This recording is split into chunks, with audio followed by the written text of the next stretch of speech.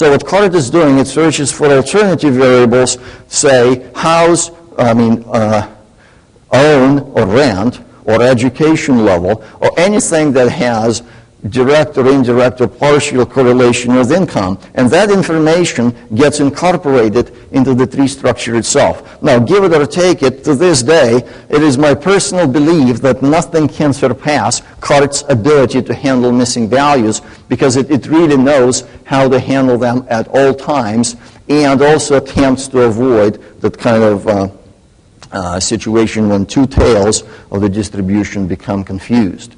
But at the same, and the same goes for interaction detection, even though we have to distinguish here interaction handling versus proper interaction detection. When we talk about CART, what we really mean is that if you have interactions, CART will be able to handle that situation reasonably well. And the primary, again, and that is explained by the fact that it splits into all of that segmentation sort of paradigm. So if something interacts with something and you have different evolution of the signal in the different parts of space, CART will have no problem communicating that. What is difficult in a single tree is to see exactly what kind of interaction is there and whether you have it, because you can identify the chain of variables that are jointly present in a branch leading to a certain terminal point. But it does not necessarily mean in and of itself that those variables are heavily interacting. So that would have to be tested as an additional kind of layer of work. Now, we can talk about it a little bit more. Fortunately, we currently have better ways to deal with this situation, which is if you go to TreeNet. In TreeNet, it's a very simple test to run models where interactions are disabled and kind of confirm whether you have interactions going in your data situation or not. And if you do have them, there are also some interesting means to identify variables that are suspect to be interactions. And Dan Steinberg is going to have a nice talk on that topic, so I'll reserve it to him to discuss it. But it all comes at a price. You have discontinuous response, coarse-grained, ignorant of small-scale main effects, and so on and so forth. You see, if I were to tell you what is the biggest curse of the tree, then the answer would be a single tree has a limited number of slots available. And the tree size is ultimately a function of the number of observations and not the number of variables that you have available. So if you start with only 100 observations, regardless how many variables you have, 100 or 500, 10,000, the number of positions allowed within a single tree is going to be 3 or 4, and that's it. And that's the only places where you can accommodate those variables. Not so with GLM. In the GLM, you could have 500 observations. You could easily fit, say, 100 predictors. Of course, at some point, even in GLM, you'll run into difficulties and all sorts of singular matrices, etc. But you're reaching that point much further away compared to a single CART run. And that's another important thing to keep in mind. So, advantages and disadvantages in a somewhat similar way for GLM. You have continuous smooth response and captures all effects, easy to use, easy to explain. You get the solution right away, well-established theory behind it. You can push it all the way. But at the same time, it requires somewhat a hands-on approach. It doesn't support missing values well, so you will have to somehow work your way around it.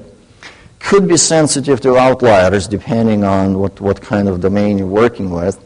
And as far as the interactions goes, pretty much things are in your own hands. So if you want to allow interactions handling, you kind of have to suggest which variables are allowed to interact and try all of these different hypotheses.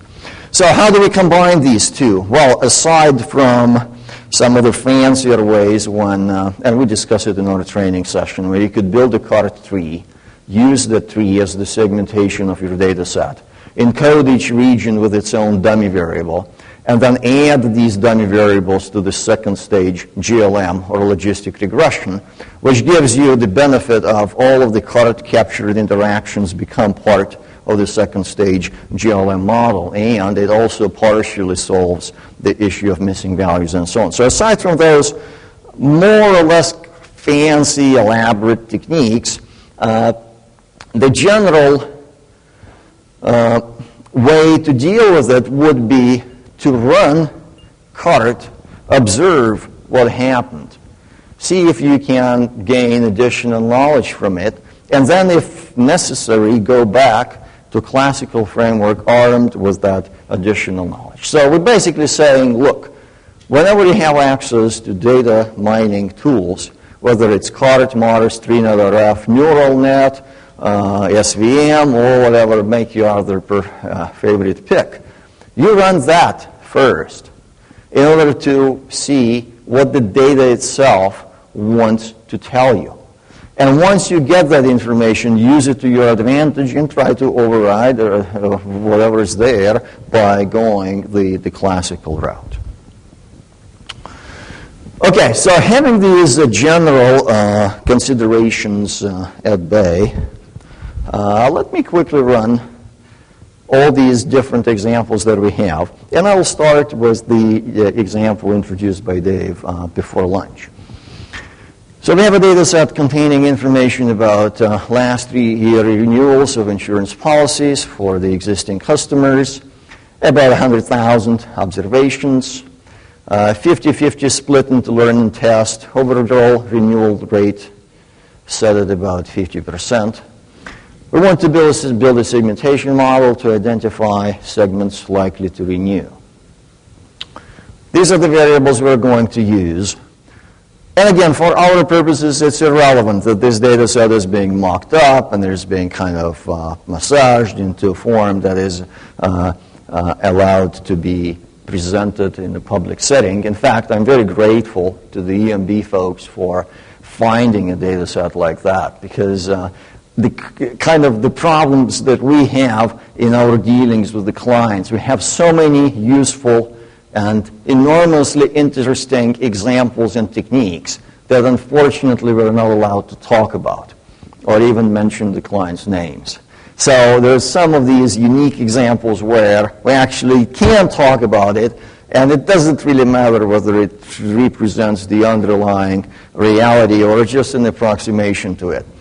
So we're thinking about the renewals of policies. So we have customer's gender, customer's area, the type of policy, how many years that customer is being with us, whether there are some restrictions, the age, whether there have been recent changes in premiums, and what's the current market intensity, how competitive the market is, which is going to vary from customer to customer, from area to area, and from time to time, because usually we can't even assume that everyone in the data set renewed at the same point in time. Things change. There's the competition varies, and so on and so forth. Okay, so let me take the data set, and I'll detract from the presentation here. So I launched my CART interface, one of the developmental versions. So if it bombs on me or something happens, that's my problem, not yours. But I want to use it just to illustrate some of the features that we have. And what I will do here, I will open a command file